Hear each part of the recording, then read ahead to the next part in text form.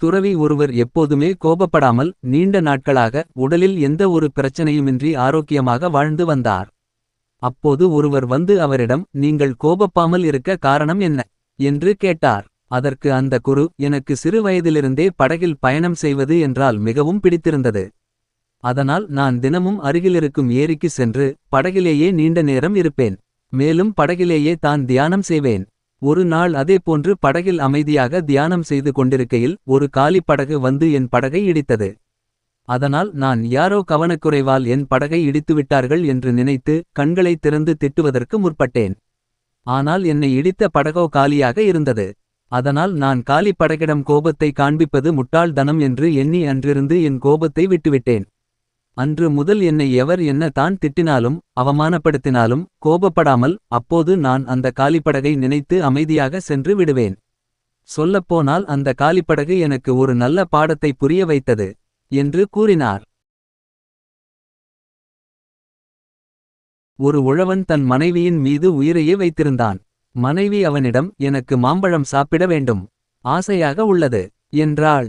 மனைவியின் ஆசையை எப்படியாவது நிறைவேற்ற நினைத்தான் அவன். இது மாம்பழம் பழுக்கும் பருவம் அல்ல. அரண்மனை தோட்டத்தில் உள்ள மாமரத்தில்தான் எப்போதும் மாம்பழம் கிடைக்கும்.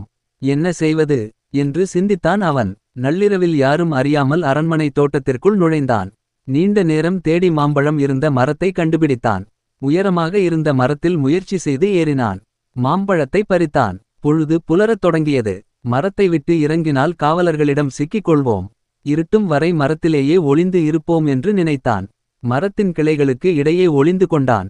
அவனுடைய கெட்ட நேரம், அரசர் தம் ஆசிரியருடன் அங்கே வந்தார். அவன் ஒளிந்திருந்த மரத்தின் நிழலில் அவர்கள் இருவரும் நின்றனர். அங்கிருந்த காவலர்கள் அரசர் அமர்வதற்காக நாற்காலி ஒன்றை கொண்டு வந்தனர். அதில் அமர்ந்தார் அவர். ஆசிரியரை பார்த்து, இப்போது நான் ஓய்வாகத்தான் இருக்கிறேன், நீங்கள் பாடம் நடத்தலாம் என்றார். அரசே, அப்படியே செய்கிறேன் என்ற ஆசிரியர் தரையில் அமர்ந்தார். அவருக்கு பாடம் சொல்லத் தொடங்கினார். மரத்தில் ஒளிந்து இருந்த அவன் இதை பார்த்தான். இவர்கள் இருவரும் என்னைவிட முட்டாள்களாக இருக்கிறார்களே என்று நினைத்தான். இங்கே 3 முட்டாள்கள் என்றபடி கீழே குதித்தான். இதை கேட்ட அரசன், இங்கே 3 பேர்தாம் இருக்கிறோம், இவன் என்னையும் முட்டாள் என்கிறானே என்று கோபம் கொண்டார். அவனை பார்த்தது, எங்கள் இருவரையும் உன்னுடன் சேர்த்து முட்டாள்கள் என்று சொல்கிறாயா? நாங்கள் முட்டாள்களா? எங்களை முட்டாள்கள் என்று நிரூபிக்காவிட்டால் உன் உடலில் உயிர் இருக்காது என்று கத்தினார் மன்னர். நடுக்கத்துடன் அவன், அரசே, நான் ஏன் சொன்னேன் என்பதற்கு விளக்கம் சொல்கிறேன். மாம்பழ பருவம் அல்லாத காலத்தில் என் மனைவி மாம்பழத்திற்கு ஆசைப்பட்டாள்.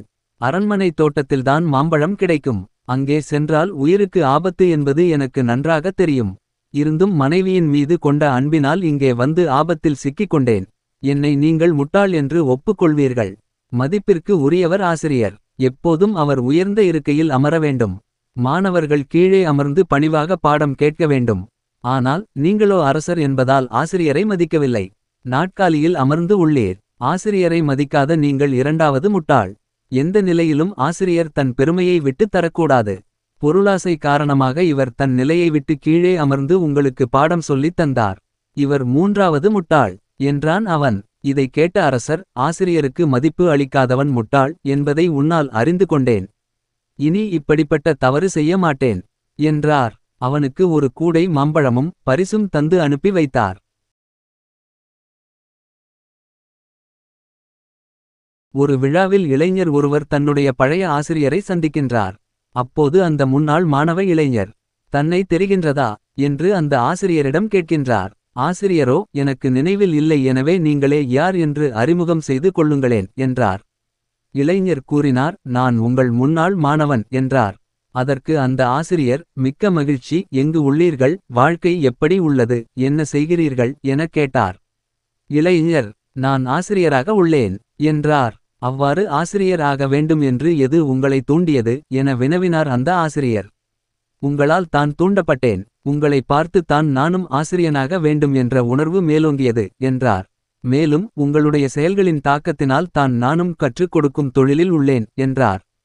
எப்படி என்ன தாக்கம் உங்களிடத்திலே உண்டாக்கினேன் எனக் கேட்டார் ஆசிரியர். நான் உங்களுக்கு ஒரு கதை கூறட்டுமா என்று கூறி சொல்ல ஆரம்பித்தார் அந்த இளைஞர். ஒரு நாள் என்னுடைய வகுப்புத் தோழர் மிகவும் விலையுயர்ந்த கடிகாரத்தை அணிந்து வந்தார். அப்படிப்பட்ட ஒரு கைக்கடிகாரம் வாங்குவது என்னுடைய சக்திக்கு அப்பாற்பட்டது. எனவே அதனை திருட நினைத்து அவர் கடிகாரத்தை பாக்கெட்டில் வைத்திருந்த போது எடுத்துவிட்டேன்.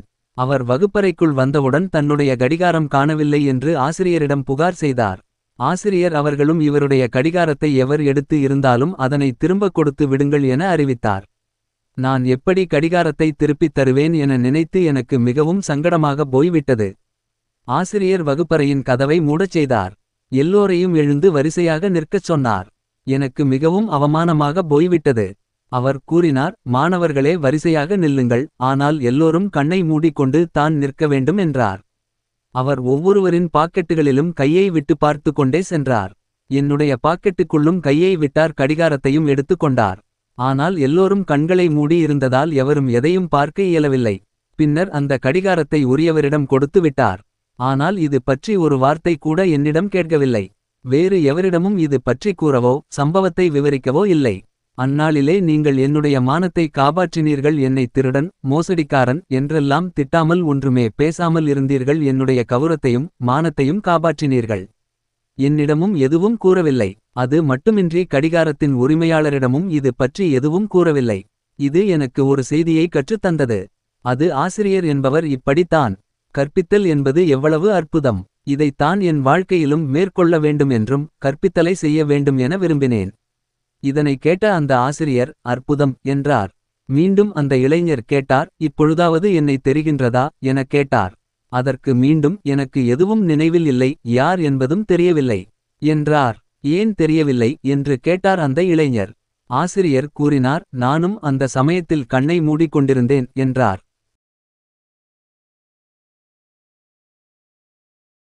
ஒரு குறு வெளிநாட்டு பயணம் செய்வதற்காக மிக பிரபலமான விமானம் ஒன்றில் பயணம் செய்தார். விமானம் நடுவானில் பயணித்தபோது பணிப்பெண் எல்லாருக்கும் வரவேற்பு பானமாக விலை உயர்ந்த மதுபானத்தை கொடுத்து உபசரித்தபடி வந்து கொண்டிருந்தார். இப்போது குருவின் முறை வந்தது. அவரிடமும் பணிப்பெண் ஒரு மதுக்கோப்பையை நீட்டினார். அவர் வாங்க மறுத்துவிட்டார். பணிப்பெண், ஐயா, எங்கள் விமானத்தில் பயணிக்கிற ஒவ்வொருவருக்கும் நாங்கள் கொடுக்கும் உயர்தர மரியாதை இது. ஏற்றுக்கொள்ளுங்கள் என்றார். மதகுரு, அம்மா, உங்கள் அன்புக்கு நன்றி. இது எனக்கு வேண்டாம் என்றார். பணிப்பெண் விடவில்லை. உலகிலேயே விலை உயர்ந்த மதுவகை இது. கொஞ்சம் குடித்தால் அப்புறம் விடவே மாட்டீர்கள் என்றார். அப்போதும் மதகுரு ஏற்றுக் கொள்ளவில்லை. பணிப்பெண் கடைசியாகச் சொன்னார், இவ்வளவு தூரம் நான் சொன்னதற்காக ஒரு துளியேனும் பருகுங்களேன். குரு சொன்னார், அம்மா, நான் ஒரு சிந்தனையாளன், மதுவெல்லாம் பருக மாட்டேன்.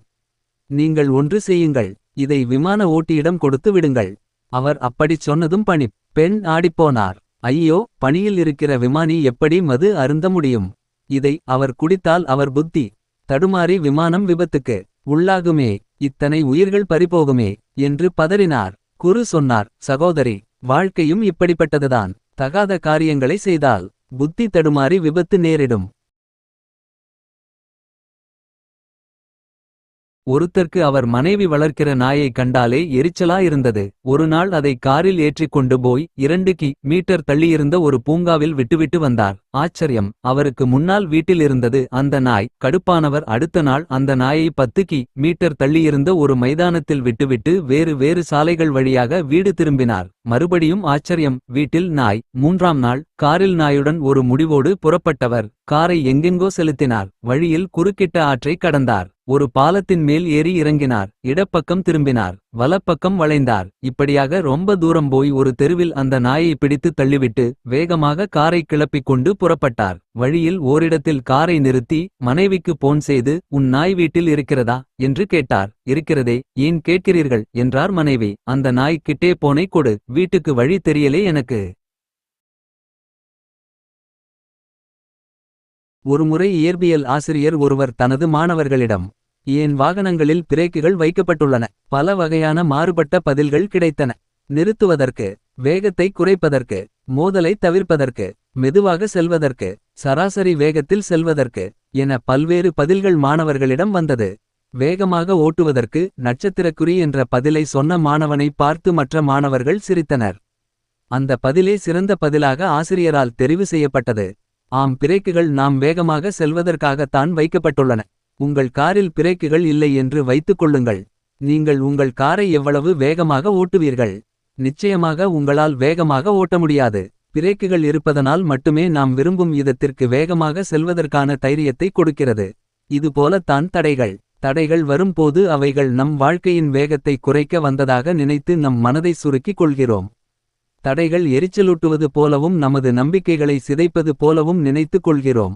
ஒரு போட்டித் தேர்வு எழுதுகிறோம். வறுமை நிச்சயமாக ஒரு தடையாக தான் இருக்கும். வசதி இருப்பவர்கள் கோச்சிங் சென்டர் சென்று கற்றுக்கொள்வார்கள்.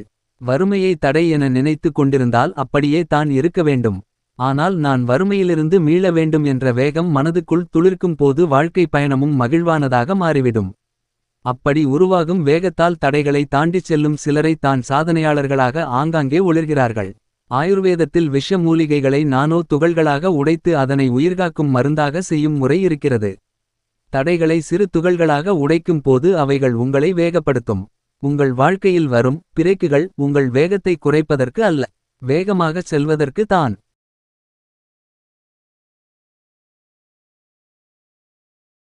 ஒரு அரசன் அந்தணர்களுக்கு ஒரு நாள் உணவளித்துக் கொண்டிருக்கையில் வானில் ஒரு கழுகு தனக்கு இரையாக பாம்பு ஒன்றை தன் கால்களில் பற்றிக் கொண்டு அவ்வழியே பறந்து சென்றது.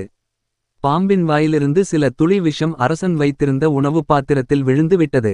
அரசன் அந்த உணவை ஒரு அந்தணருக்கு அளிக்க அதை உண்ட மறு கணமே அவர் இறந்து போனார்.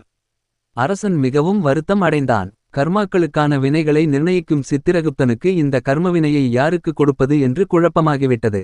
கழுகிற்கா, பாம்பிற்கா அல்லது அரசனுக்கா? கழுகு அதன் இரையை தூக்கிக் கொண்டு சென்றது, அது அதன் தவறு இல்லை. விஷம் இறந்து போன பாம்பின் வாயிலிருந்து வழிந்தது, அது பாம்பின் குற்றம் இல்லை. அரசனுக்கும் உணவில் பாம்பின் விஷம் கலந்தது தெரியாது. அது அவனும் அறியாமல் நடந்த விஷயம். இது பற்றி யமதருமனிடமே கேட்கலாம் என்று யமனிடம் சென்று தன் குழப்பத்தை கூறினான். சித்திரகுப்தன் கூறியதை கேட்ட யமதர்மன் சற்று நேர சிந்தனைக்குப் பிறகு இதற்கான விடை விரைவில் கிடைக்கும், அதுவரை பொறுமையாக இரு என அறிவுறுத்தினான். ஒரு சில நாட்கள் கழித்து அரசன் உதவி நாடிச் சென்ற சிலந்தனர்கள் அரண்மனைக்கு வழி தெரியாமல் சாலையோரம் வியாபாரம் செய்து கொண்டிருந்த பெண்மணி ஒருவரிடம் வழி கேட்டார்கள். அப்பெண்மணியும் அவர்களுக்கு சரியான பாதையை கூறியதோடு நில்லாமல் இந்த அரசன் அந்தணர்களை கொல்பவன், சற்று எச்சரிக்கையாக இருங்கள் என்றும் கூறினாள். இந்த வார்த்தைகளை அவள் கூறி முடித்ததும் சித்திரகுப்தனுக்கு தெளிவு பிறந்து விட்டது. அந்தணரை கொன்ற கர்மாவின் வினை முழுவதும் இந்த பெண்மணிக்கே சேரும் என்று. மற்றவர்கள் மீது பழி சுமத்தும் போது அதில் உண்மை இருந்தாலும் அவர்கள் செய்த கர்ம வினையில் பாதி பழி சுமத்துபவருக்கு வந்து சேர்ந்துவிடும். உண்மையை உணராமல் அபாண்டமாக பழிசுமத்துவோருக்கு அந்த கர்மவினை முழுவதும் சேரும். எனவே மற்றவர்கள் பற்றி பேசும்போது எச்சரிக்கையுடன் பேச வேண்டும்.